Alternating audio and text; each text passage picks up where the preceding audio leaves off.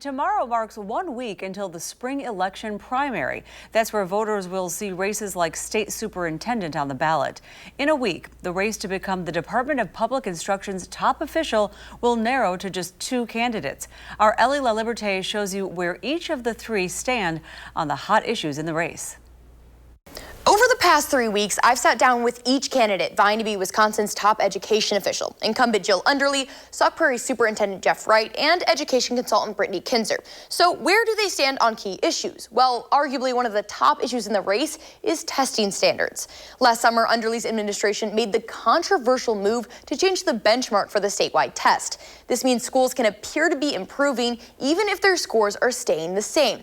But Underly claims the change is more accurate than the previously used national standards. But if we're going to spend the time that we are spending on assessing kids, let's make that assessment mean something, and let's be able to interpret the results fairly. Both of her challenges are critical of the move, Wright saying it makes it harder to examine student progress following the pandemic. So the timing was really unfortunate. I think that was a mistake. For Kinzer, high standards are a focal point of her campaign. We don't want to lower them like they are right now because we know, and I know, that when we set expectations high for kids, they can meet that. What about funding? Well, this year, voters approved a record number of referenda to help districts pay for things like operations and facilities. Madison voters approved the largest in the state this past November. It's time for us to revise that formula so that we don't have to rely so much on property taxes. I don't have the jurisdiction over local districts, so if they want to go to referendum and their communities vote yes, then that's what they can do. Our legislature has expanded and put more funding into school privatization or vouchers.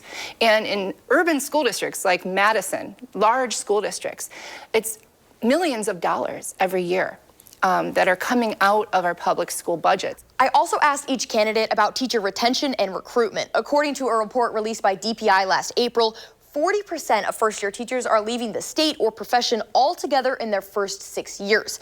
Here's how each candidate plans to combat that. We have to be able to find ways, pathways, that other states have also implemented to ensure that we can attract and retain our teachers. Underly has requested nearly $60 million just for retention and recruitment in her recent budget proposal. Paying student teachers. We also want to expand teacher apprenticeship programs and other innovative ways like grow your own programs. Wright has a similar methodology.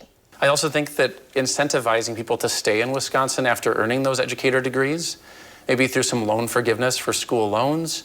In our district, we've partnered with other districts in our area to do a Grow Your Own program. If you want to learn more about each candidate before heading to the polls in a week, we have all 3 profiles up right now on channel3000.com. Okay, thank you, Ellie. DPI superintendent is a nonpartisan role technically, but Underly is backed by the state's Democratic Party. Wright is backed by the Association of Wisconsin School Administrators. However, he did run as a Democrat during a 2018 state assembly bid.